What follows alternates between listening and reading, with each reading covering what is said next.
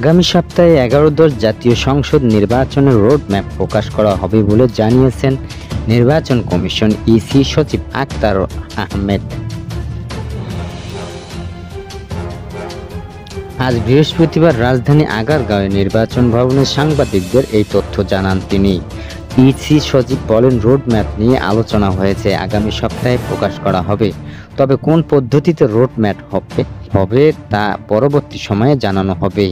সাংবাদিকদের প্রশ্নের জবাবে তিনি বলেন, রোডম্যাপে কি কি বিষয় থাকবে তা রোডম্যাপেই আপনাদের আমরা জানিয়ে দেব।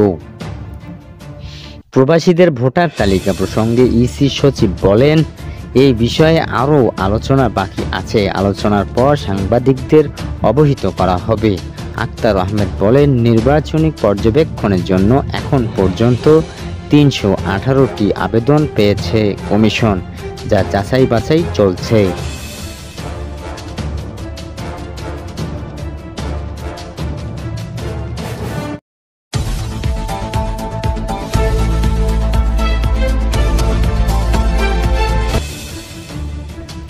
দেশের নাগরিকদের নজরদারি করতে বিগত আওয়ামী লীগ সরকারের সময়ে কেনা যন্ত্রপাতি নিয়ে তদন্ত করতে কমিটি গঠন করেছে অন্তর্বর্তী সরকার।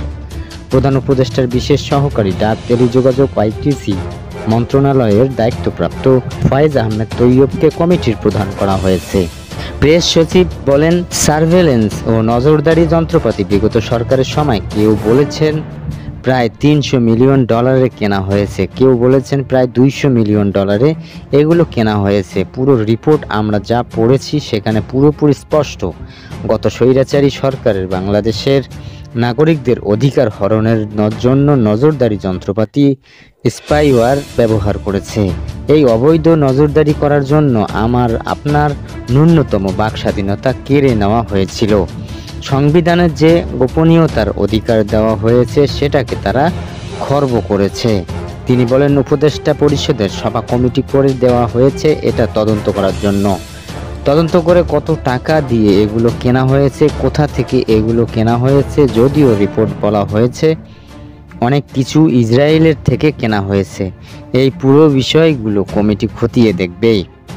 শফিকুল আলম বলেন, গত সপ্তাহে আমরা বলেছিলাম সংস্কার কমিশনগুলোর ১২১টি সুপারিশ বাস্তবায়নাধীন আছে, তার মধ্যে ১৬টি ইতিমধ্যে বাস্তবায়ন হয়েছে এবং ১৪টি আংশিক বাস্তবায়ন হয়েছে এবং বাকিগুলো বাস্তবায়নাধীন আছে। তিনি বলেন, মোট ৩৬৭টি সুপারিশের কথা জানানো হয়েছে, এর মধ্যে ইতিমধ্যে ৩৭টি বাস্তবায়ন হয়েছে। সুপারিশগুলোর মধ্যে ৮২টি হচ্ছে শ্রম বিষয়। বৈঠকে শ্রম উপদেষ্টা জানিয়েছেন, ৮২টি সুপারিশের মধ্যে অনেকগুলো শেষ পর্যায়ে আছে বাস্তবায়নের। নারী বিষয়ক সংস্কার কমিশনের ৭১টি সুপারিশ আশু বাস্তবায়নের জন্য তালিকাভুক্ত করা হয়েছে। এর মধ্যে আছে অস্থায়ী সরকার বিভাগ সংস্কার কমিশনের ৩৭টি, স্বাস্থ্য খাত সংস্কার কমিশনের ৩৩টি, গণমাধ্যম সংস্কার কমিশনের ২৩টি। প্রেস সচিব বলেন, আজকে প্রধান উপদেষ্টা সহ অন্যান্য উপদেষ্টা বলেন, এগুলো নিয়ে অনেক জোর দেওয়া হয়েছে। অগ্রগতিগুলো আগামী বৈঠকে আপডেট করা হবে। যেসব সুপারিশ খুব দ্রুত বাস্তবায়ন করা দরকার সেগুলোকে জোর দেওয়া হচ্ছে যেন খুব দ্রুত বাস্তবায়ন করা যায়। শফিকুল আলম বলেন, পুলিশের জন্য কিভাবে মরণাস্ত্র কেনা হয়েছিল এটা নিয়ে রিপোর্ট হয়েছে, সেটা নিয়েও তদন্ত হচ্ছে। কিভাবে এগুলো কেনা হয়, কিভাবে ব্যবহার করা হয় তা খতিয়ে দেখা হচ্ছে।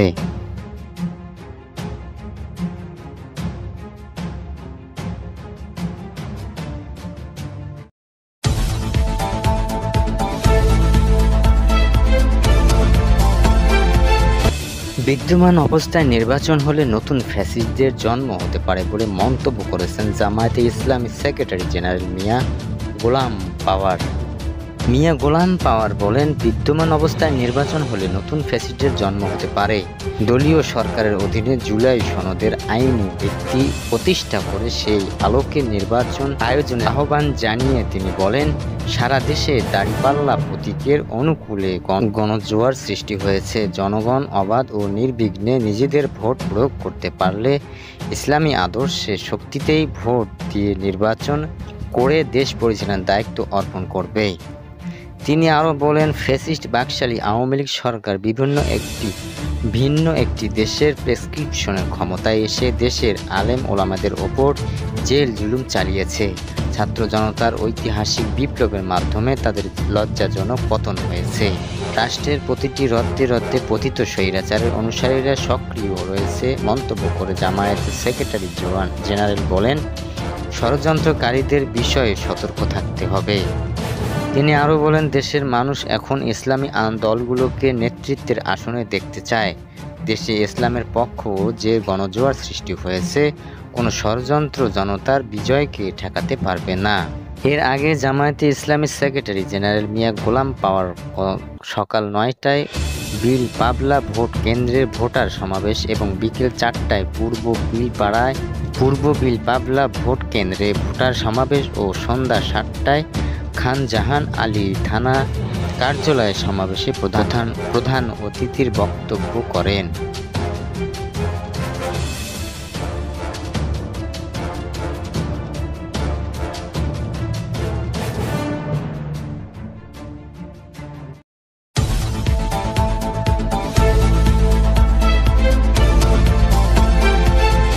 এমপিওভুক্ত বেসরকারি শিক্ষা প্রতিষ্ঠান জাতীয়করণের দাবি করে অন্তর্বর্তী সরকারকে 1 মাসের আলটিমেটাম দিয়েছেন আন্দোলনরত শিক্ষকরা।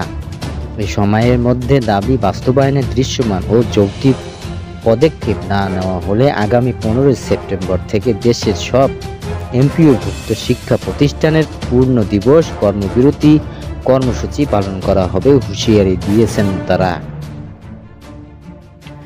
জাতীয়করণ প্রত্যাশী জোটের সদস্য সচিব অধ্যক্ষ দেলোয়ার হোসেন আজিজি বলেন, আমাদের দাবি যৌক্তিক, এটা শিক্ষা মন্ত্রণালয়ের স্বীকার করেছে, কিন্তু তারা যৌক্তিক দাবি পূরণের গড়িমসি করছে। আমরা দাবি আদায়ে 30 দিনের সময় বেঁধে দিয়েছি। এর মধ্যে দাবি মানা না হলে সর্বাত্মক আন্দোলনে যাব। এর আগে আজ সকালে জাতীয় প্রেস ক্লাবের সামনে মহাসমাবেশ করেন এমপিওভুক্ত শিক্ষকরা। এই কর্মসূচিতে সারা দেশের শিক্ষক কর্মচারীরা অংশ নেন। এতে ওই এলাকার যান চলাচল ব্যাহত হওয়ার ভোগান্তিতে পড়েছেন এই পথে চলাচলকারী জনসাধারণ।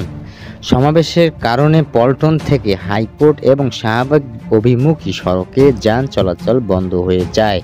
বিপরীত দিকে যানবাহন চলাচল ধীর গতিতে। ঘটনাস্থলে ও আশেপাশে সতর্ক অবস্থানে ছিলেন আইন শৃঙ্খলা রক্ষাকারী বাহিনীর সদস্যরা।